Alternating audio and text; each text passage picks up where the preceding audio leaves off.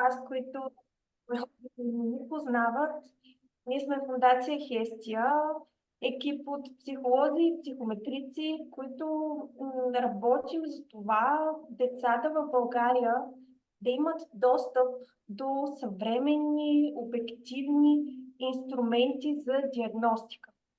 Това го постигаме, като работим заедно с специалистите по детско развитие в България, психолози, детски психиатри, логопеди и осигуряваме възможност на тях да използват възможно най-съвременните и научно базирани инструменти, така че българските деца да имат достъп до диагностика, която е съпоставима като качество с тази, която се използва в Западна Европа, в Щатите, и това е така нашата мисия.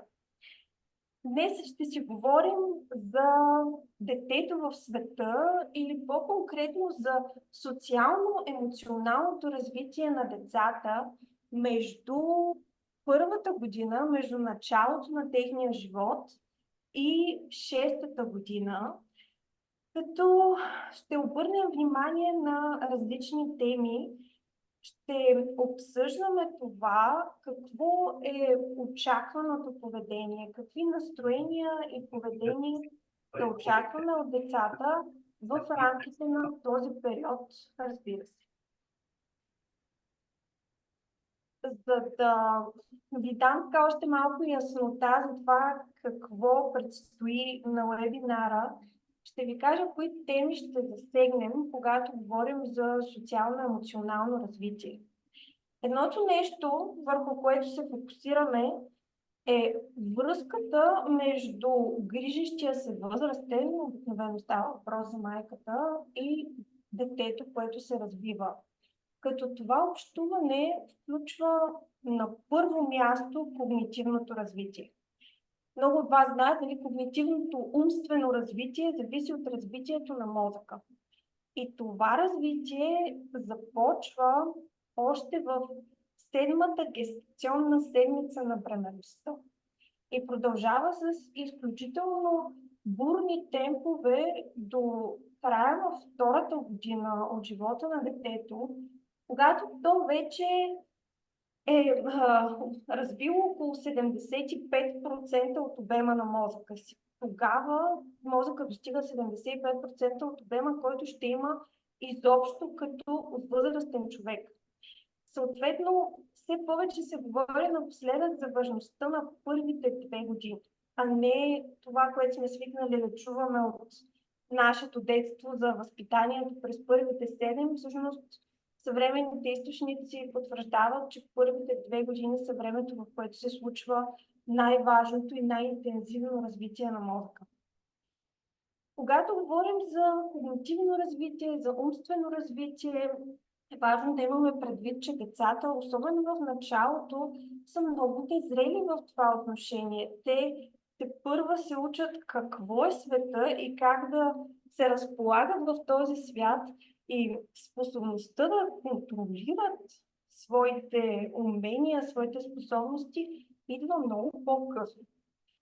Ако вземем за пример зрителното възприятие, едно новородено бебе, въпреки че вижда, макар и все още не толкова ясно фокусирано, все още не знае какво вижда. И през връзката с грижещия се възрастен, който отново и отново назовава предметите, действията, то започва да усвоява понятия за това какви са тези неща в света около него.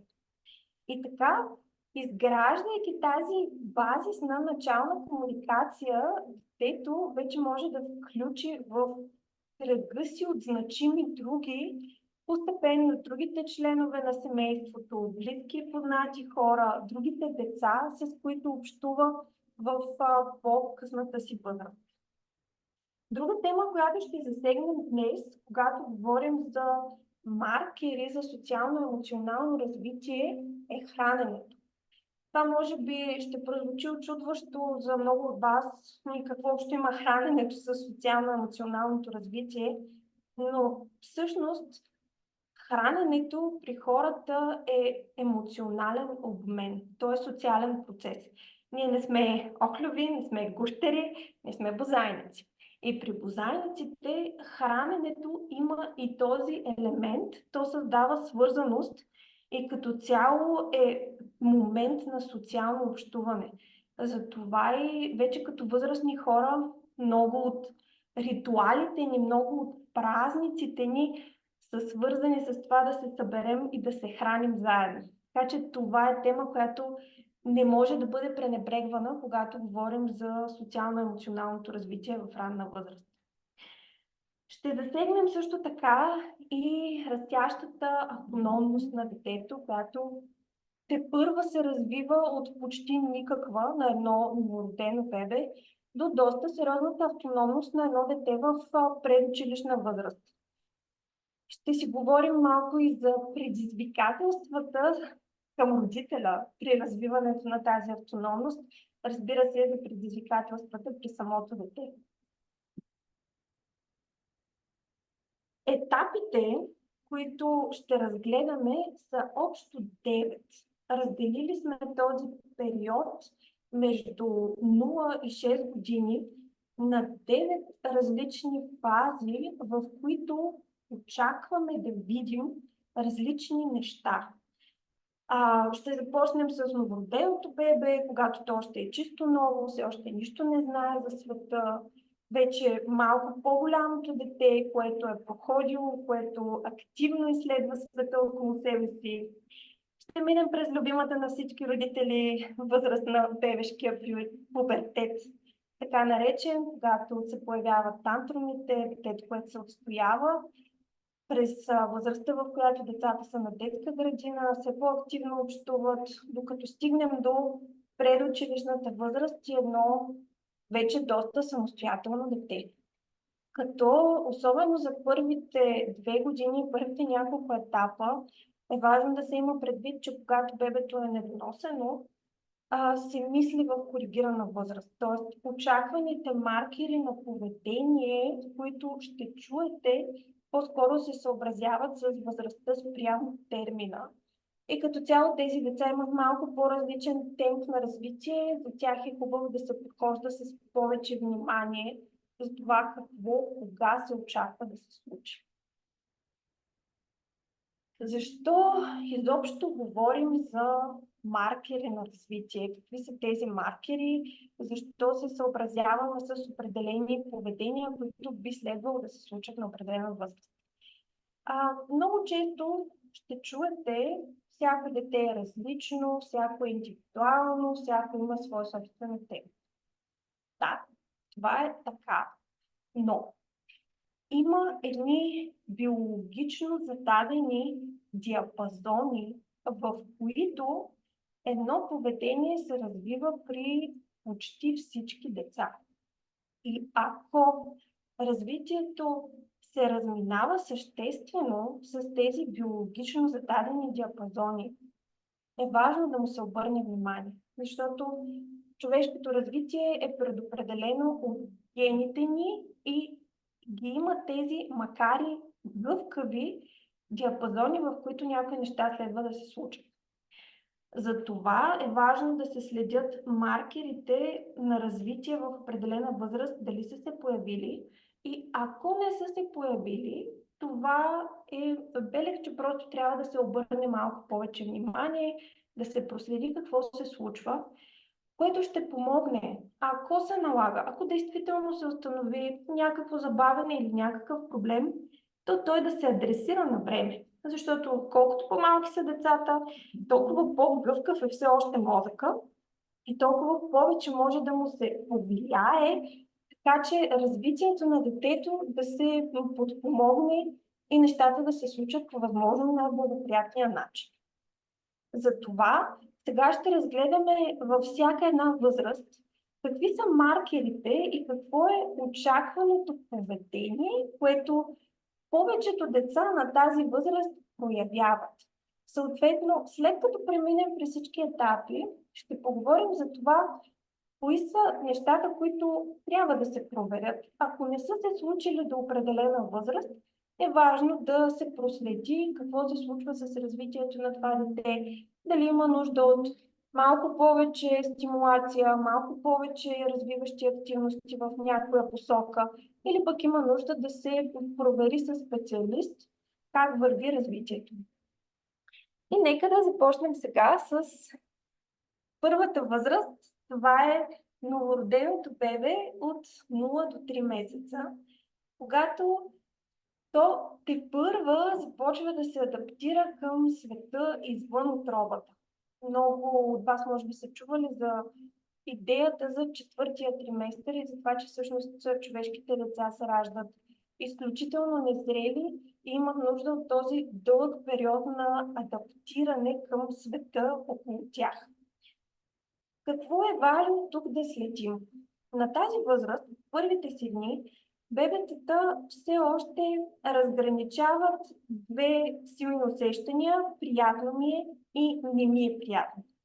И общуването стартира, когато бебето разбере, чрез много повторения, че неговия сигнал за не ми е приятно, който обикновено е плач, доста интензивен, среща това някой да дойде и да се погрижи за това да минимизира неприятното усещане и да създаде приятно усещане.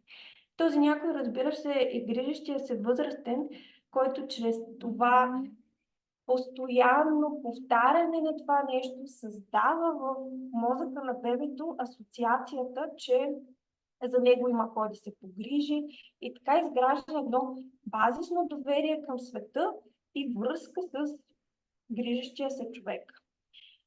Много хора си задават въпроса на толкова малко бебе, защо да му говоря. Има смисъл дори на новородено бебе да се говори много.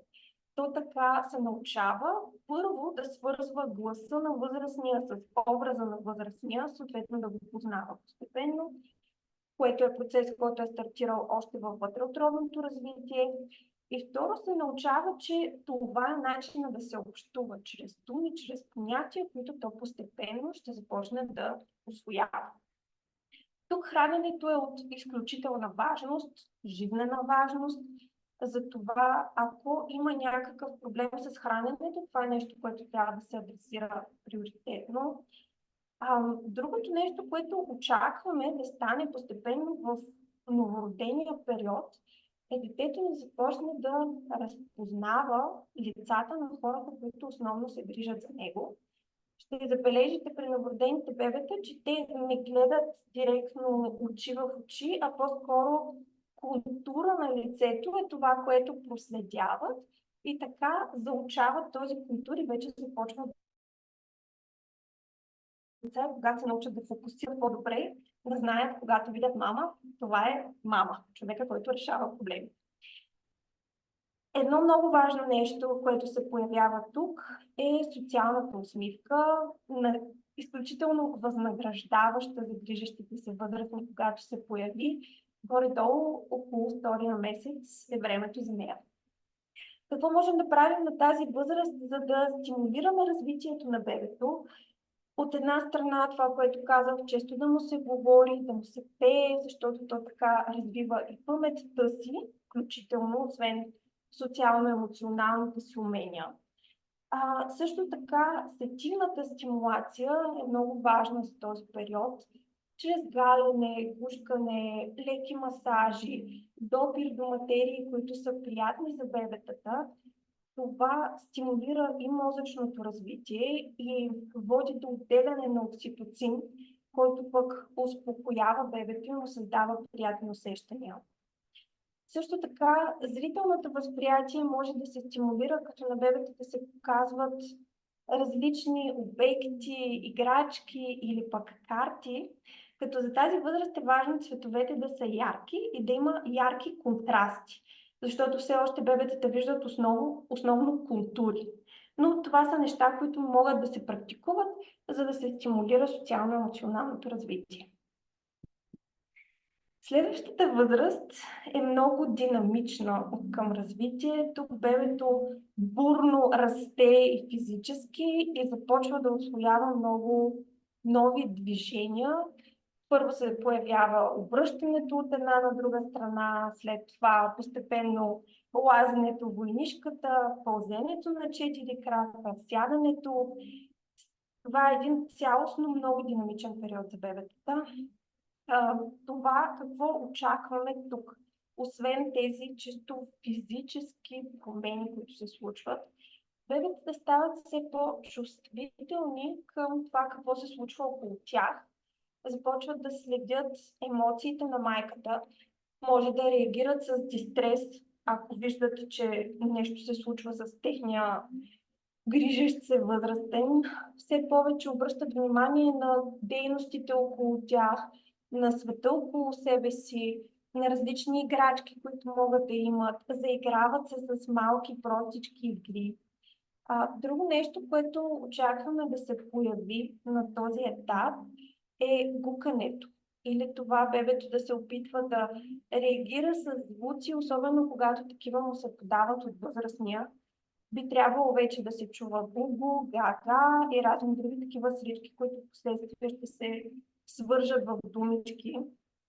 Бебетата на тази възраст вече имат ясни периоди на игра и активност, в които са така най-жизнени, най-много обръщат внимание на света около себе си. Това, което може да се прави като активност за развитие на социално-емоционалните функции на бебето на тази възраст, е възрастният да си играе с него, на неговото ниво. Като това става най-лесно и най-удобно на земята, където могат да се разменят букащи звуци, възрастния да говори, бебето да отговаря с букане. И като цяло да се слезе на нивото на бебето, на ниво, първо чисто физически, второ на ниво игра, която то може да се ангажира с имаме, нямаме и други подобни игри. На тази възраст също така по отношение на храненето, бебето опитва първите си храни различни от мляко. И още тук може да се използва потенциала на храненето като социална дейност. Като, например, родителя говори с бебето за това, което му се случва при яденето. Ти опитваш нещо ново, това има такъв вкус, това има такава текстура, това не ти харесва, това ти харесва много. И детето да вижда, че реакцията на възрастния е към неговото чувство и това, което то преживява в момента.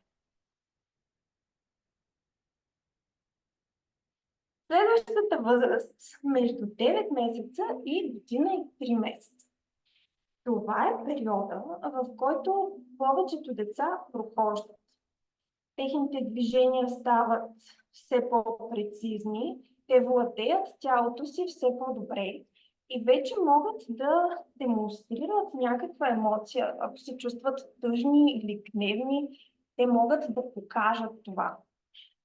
Децата на тази възраст стават все по-автономни. С прохождането това включва една способност да се отдалечиш от възрастния, буквално физически да се отдалечиш. Еволюцията е вградила в тях един механизъм, който е механизъм на безопасност. И затова точно в тази фаза се появява страхът от раздяла. Бебетата на тази възраст обичат да бъдат пушкани, да стоят близо до грижещия се възрастен, защото еволюционно имат този страх от раздяла, тъй като вече биха могли да се отдалечат твърде много, а не е добре да го правят все още. Точно това е функцията на този страх. Тук се проявява за първи път интереса към другите деца, но тук не говорим за съвместна игра, по-скоро какво е това същество, прилича ли на мен, какво може да прави. На този етап не можем да очакваме някаква взаимна игра заедно с друго дете, но пък това, което можем да очакваме е детето да прояви интерес към храната на възрастните, на околните. Така че, ако това все още не се е случило, е добре още в тази фаза детето да се включи в съвместното хранене на семейството. Да му се предложи храна, която и другите ядат и то може да опита. Особено важно е това, за да детето да започне да усвоява правилата на съвместно хранене. което много ще му помогне, когато влезе в детско заведение и там трябва да се храни заедно с други деца. И това включване в семейството, освен че има сближаващия социален ефект, има и ефект върху социалното развитие, свързан с това да се научават постепенно простите правила. Следващата възраст сме я нарекли изследващото дете и тя се разполага между година и 3 месеца до година и 8, когато детето все по-смело, все по-активно изследва за обикалящия го свят. То запомня кратки думички, използва ги все повече, с все по-голяма лекота. Като цяло тук имаме период на интензивно развитие на общуването. Много често първата дума на децата е не, това ще го чувате много пъти в тази възраст. И това не е важно не. Защо? Това не е обикновена реакция на границите, които родителите поставят и на правилата, които родителите дават. Децата чуват от родителите си не и започват и самите те да го използват.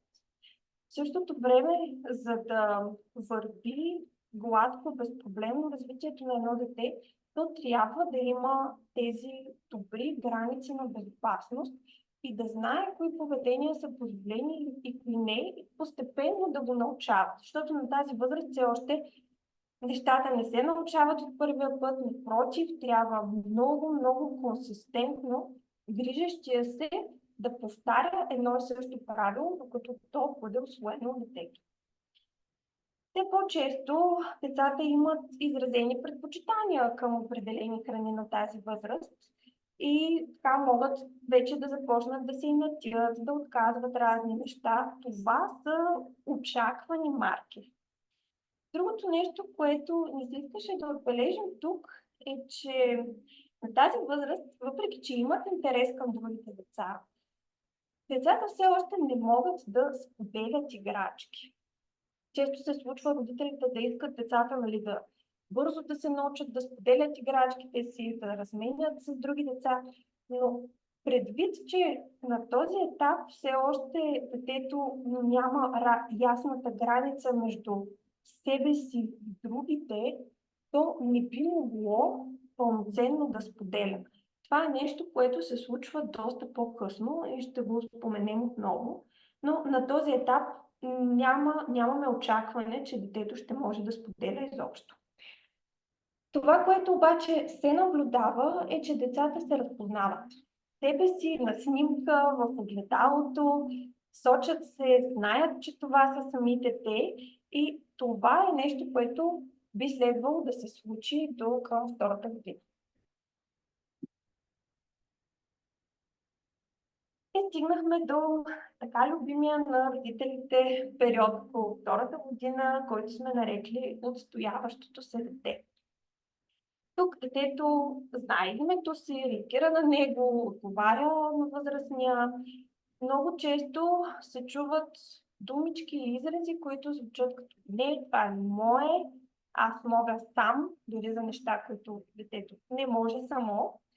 И да се появяват така наречените тантруми, които включват много плач, тръшкане, настояване за някакви неща и от гледна точка на възрастния могат да изглеждат нерационални, но те имат своя смисъл в детето, очаквани са и е важно да се случват. Всъщност, чрез тези тантруми детето започва да отстоява своята самостоятелност, така че постепенно да се превърне в един независим възрастен човек. Често родители питат колко често е нормално да се случват тантрумите. Няма ясна рецепта за това. Още повече, че дали и кога ще се случат тантрумите, много зависи от биологичното състояние на детето в този момент, когато то е преуморено, гладно, болно, честотата на тантрумите може да се увеличи. Още едно нещо, което тук е важно да се знае, по принцип ние не препоръчваме децата на тази възраст да имат каквото и да е екранно време. Като казвам, ние не препоръчваме, имам предвид психологическата гилдия на база на направени изследвания. Това не се препоръчва. Още повече, че един период на такъв тип свръхстимулация от устройство, комбинирано с физическа неактивност, доста увеличава честотата на тантрумите и това е важно да се има предвид, когато се оценява колко тантрума е нормално да има едно дете на ден, пример. Също типично за тази възраст е, че децата започват да проявяват все повече въображение в игрите си. Тук вече очакваме да видим имитацията на възрастните, това детето да говори по телефон на ушки им, или да имитира грижещия се как готви или прави някакви други домакински задължения. Това са игри, които много често се наблюдават при децата на тази възраст. Вече започва така, да обръща внимание на непознатите от гледна точка на това да се притеснява малко повече от непознати, да се дръпва, да се държи по-срамежливо. Това също е очаквано. Може да се появят вещи, предмети из къщи, които са по-специални за детето или са му любими.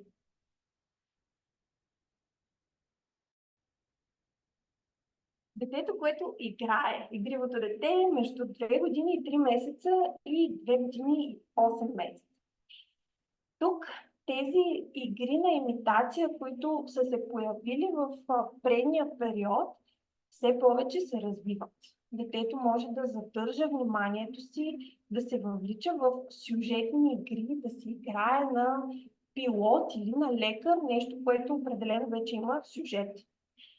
Тук все повече се появява разбирането към чувствата на другите. Обикновено детето може да изкаже как се чувства самото то в доста повече нюанси от преди и същевременно да разбере как се чувстват и другите хора, да прави разлика между едното и другото. Напълно очаквано е детето да обича да слуша едни и същи приказки, едни и същи песни отново и отново, колкото и досадно да става понякога за родителите това, за децата всъщност е важно и това им помага да развият паметта си чрез много повторения. Често се случва на тази възраст да се появи за пръв път интереса и разграничението между половете. Аз съм момиче или аз съм момче и децата да се стремят да правят и да се обличат и да избират играчки, които са типични за техния пол. Децата обичат да бъдат бушкани, целувани, но не когато това им прекъсва играта. Възможно е на тази възраст да се опитват да се държат доста шефски, така да командват в игрите или пък спрямо възрастните. Това също е част от процеса на утвърждаване на самостоятелност и на тази възраст все още тантрумите са доста очаквани. Детето между 2 години и 9 месеца и 3 години и половина с все повече неща започва да се справя само. Сценариите на тези игри, които играе, това вече са ролеви игри, може да стават все по-сложни. И много деца на тази възраст вече са в някакво детско заведение. Тоест тук и отношението към правилата започва да се изгражда и все повече те да могат да се запомнят. Въпреки че, както и в предишните възрасти, това може да не става във всяка една ситуация, може да изисква много повторения, за да бъде запомнено и усвоено едно правило. Тук вече се появява доста по-сериозен интерес към другите деца, като включително детето може да почне да има най-добри приятели, някой с когото предпочита да си играе, дори това да не е за много дълго. Все още е трудно децата така съвместно да играят дълго време, без да се появят конфликти. Конфликтите в отношенията с връстниците са абсолютно очаквани в тази възраст. Нещото, което е много важно да има тук е баланса между движението, активността на детето и по-пасивните занимания, в които то може така поне няколко минути да задържи интереса си върху дейност, която е свързана с седене на едно място, четене на книжка, някой да му чете или то само да разглежда някакви картинки. Това е нещо, което поставя основата на способности, които после ще са му много необходими в предучилищна възраст. На тази възраст друго нещо, което очакваме и е нормално да се случва, е да се появят кошмари или страхове от въображаеми неща. Тук е момента, в който може да чуете за чудовища под леглото или нещо друго такова. Като детето все още не прави съвсем ясно разграничение между това какво е въображаемо и какво е реално. И затова е важно родителя да откликва с разбиране, с приемане и успокояване. Дори на неща, които са изцяло въображаеми, за детето те са реални на този етап. Все повече се разпознават емоциите на другите и децата все повече добиват думи, с които да ги описват. Включително и своите, разбира се. На следващия етап това умение се изостря, става все по-развито между 3 години и 6 месеца и 4 години и половина. Тук вече можем да очакваме, че детето ще е способно на обща игра. Заедно с група други деца да правят нещо, което е споделена игра, а не просто играем си едни до други. Тук възникват често конфликти. Това е нормално, очаквано. Въпросът е, че агресията не би следвало да е единственият начин, по който детето да може да разрешава конфликтите си вече на тази възраст.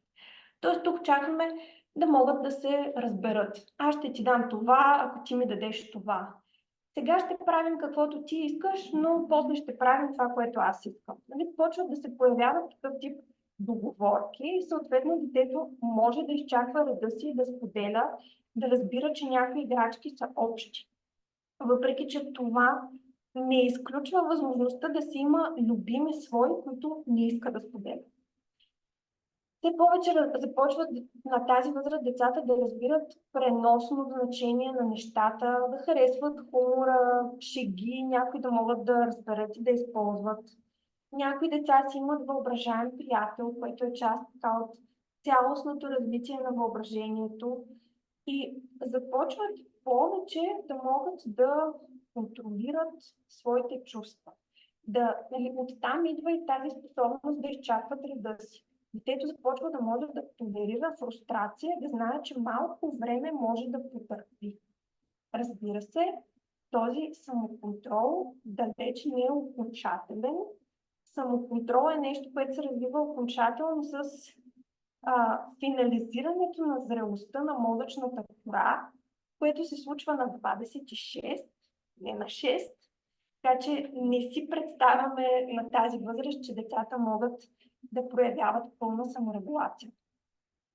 Тук нещо също важно е детето да почне да проявява разбиране за опасностите вкъщи и навън.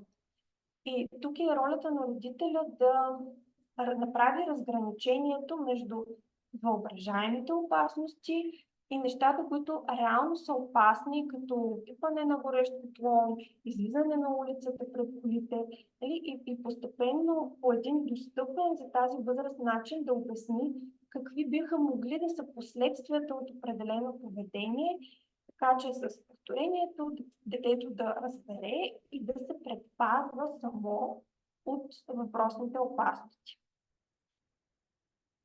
Следващата възраст. Тук вече имаме дете, което е доста по-самостоятелно. Затова сме кръстили и възрастта на зависимото дете. И ако в предната възраст така са усвоени базисни умения за работа по малки задачки, неща, които задържат вниманието на детето малко по-дълго, тук това би следвало наистина да стане на едно по-високо ниво, защото това е предучилищната възраст, която подготвя детето за доста по-дългата концентрация, която изисква от него училищната възраст. Тук вече очакваме децата да имат любими игри, да имат други приятели, с които предпочитат да прекарват времето си в тези игри, в същото време да могат да пробват и с други деца, да играят на столни игри или на споделени игри, неща, които имат правила, които те разбират и следват заедно в група. Разбира се, не са изключени конфликтите, но тук вече детето би трябвало да има доста гъвкави стратегии за това как да се справят с тях. Децата на тази възраст разпознават емоциите си и са съпричастни с тези на другите хора, включително на другите деца. Могат да проявят емпатия и съответно това е нещото, което прави възможно да не се използва агресията като механизъм за разрешаване на проблеми и конфликти. Детето може да си представи, че другото дете ще се почувства зле, ще го боли, ако то го удари. И съответно това вече го спира. Създава се този механизъм за самоконтрол. Много са чувствителни на тази възраст децата към това какво е редно, какво е правилно и какво не е редно. Това са наченките на морала. И всъщност много често тук ще чуете конфликти между децата за това нещо справедливо ли е, не е ли справедливо, така ли се прави или не. Децата активно се включват в разговори помежду си за това какво не може да правим. И това е хубаво, това е белег за самостоятелност и за увереност на детето, което знае за себе си какво е правилно. Много от децата вече избират дрехи, храна, как да прекарват времето си. Тези избори стават все по-ясни, все по-категорични, могат да изчакат реда си и като цяло вече могат да разпознаят и да изразят и по-сложните емоции, като ревност, завист, неща, които на предните възрасти са били трудно доловими и по-скоро има усещането неприятно ви. Друго нещо, което децата на тази възраст проявяват е желанието за учене.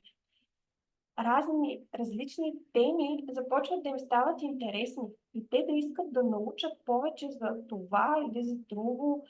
Тогава те проявяват своята самостоятелност и своята увереност, така че това е нещо, което е много важно детето да насърчават. Често се появяват въпросите защо, но всъщност това е белег на желанието на детето да научи повече и в никакъв случай не е провокация към родителя, на който около 50-то защо търпението му може да е свършило вече. До тук ви представихме възрастите от 0 до 6 години и това какво да очакваме.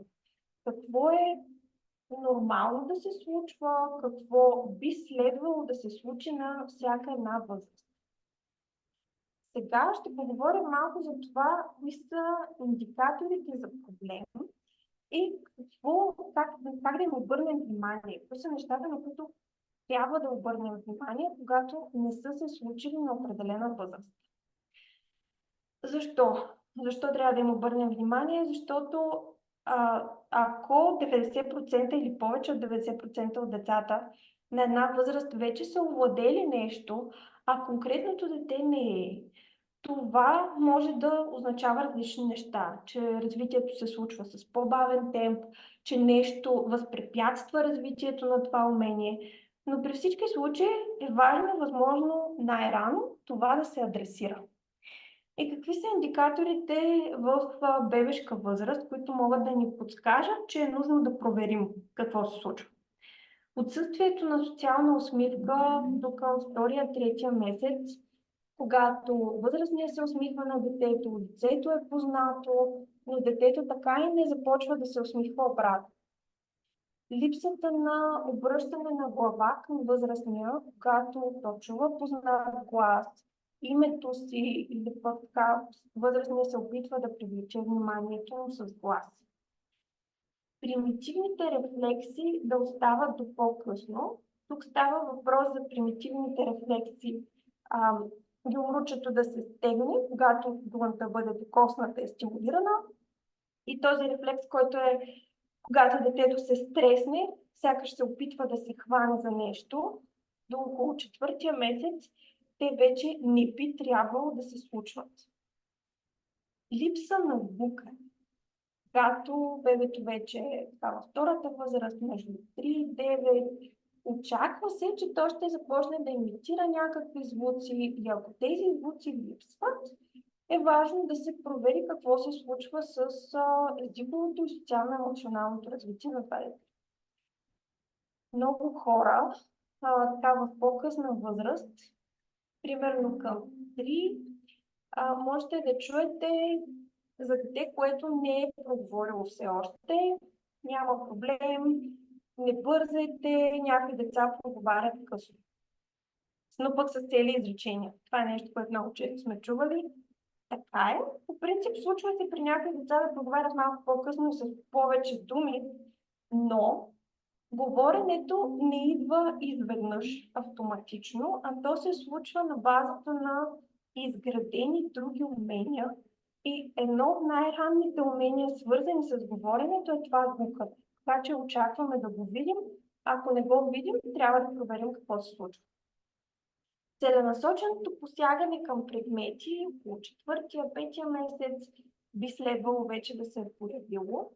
И другото нещо, което е важен индикатор, който трябва да се проследи, е липсата на разлика в реакцията спрямо близки и непознати хора. Обикновено около 7-я месец децата вече много ясно правят това разграничение и може да се появи страха от непознати. Те да реагират с замръзване или плач на лица, които не са познати, или когато някой непознат човек се опита да ги вземе от грижищия си възрастен.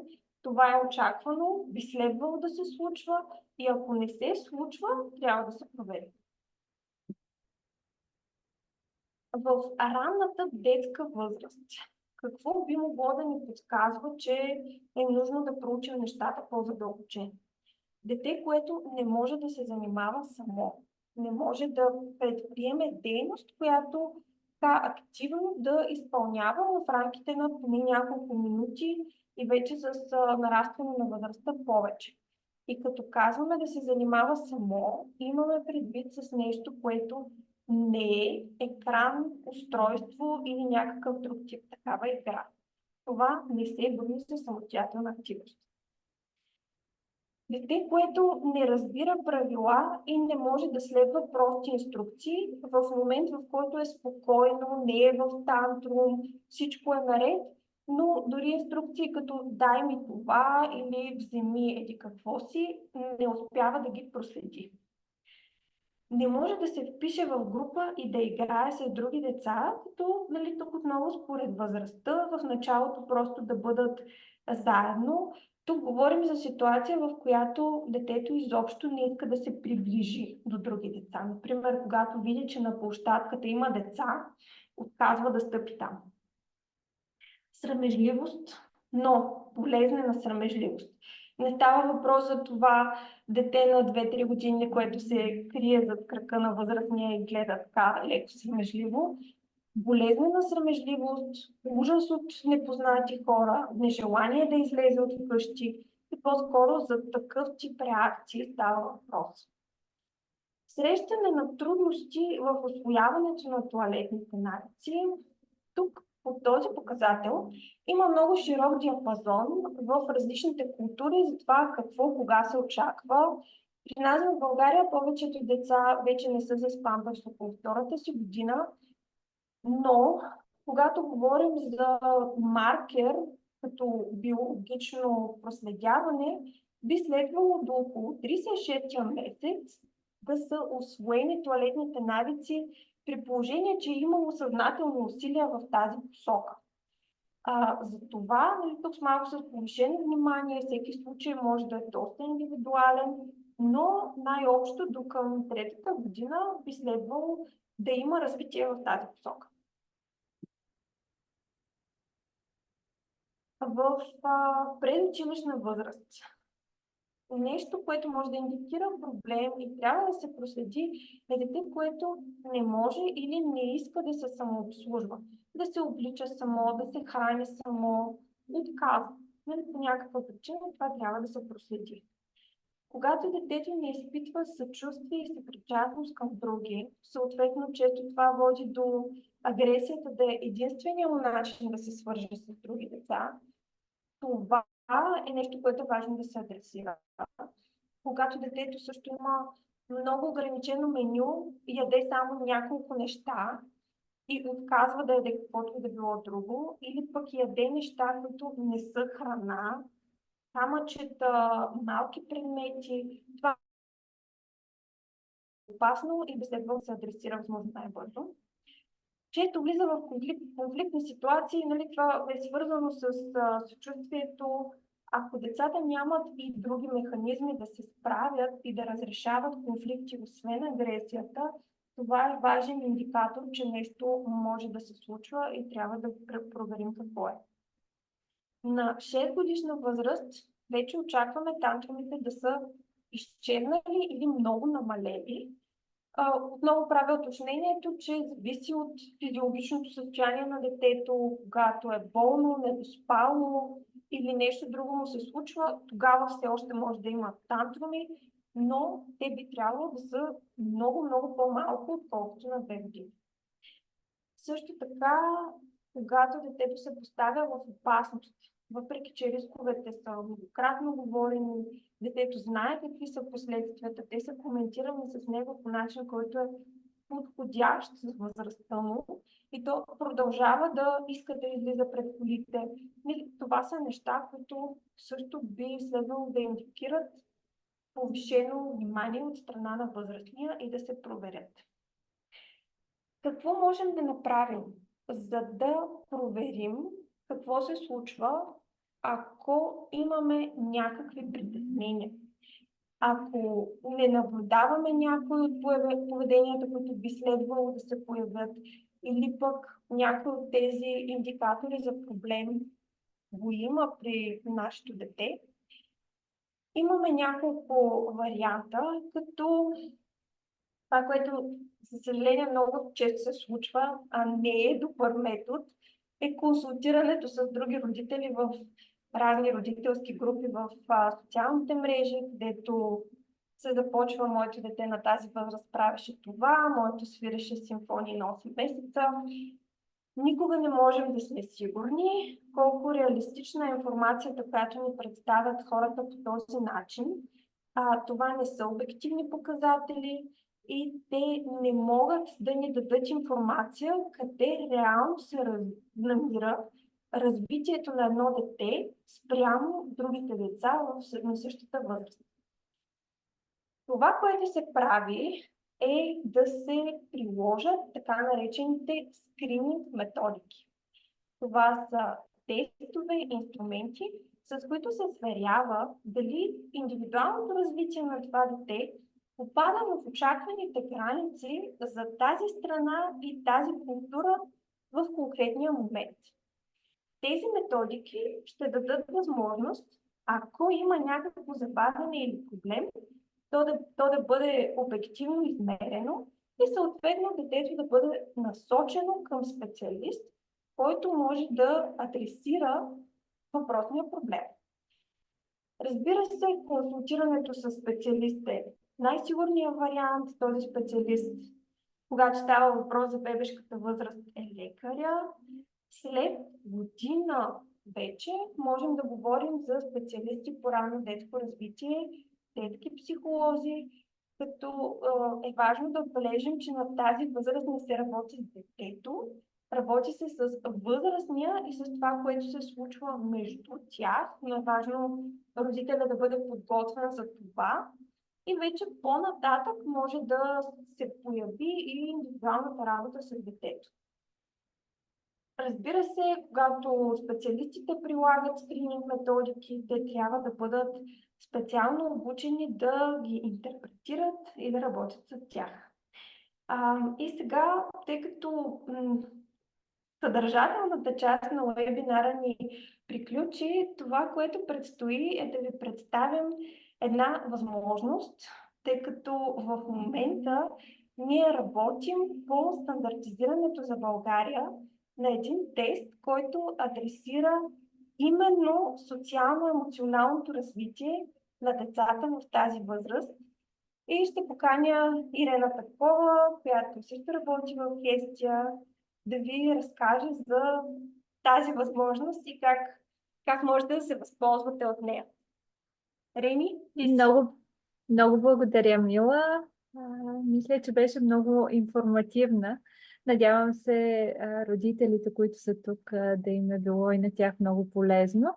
Аз ще ви разкажа за възможността, която ние отваряме към всички родители на деца от 1 месец до 6 годишна възраст.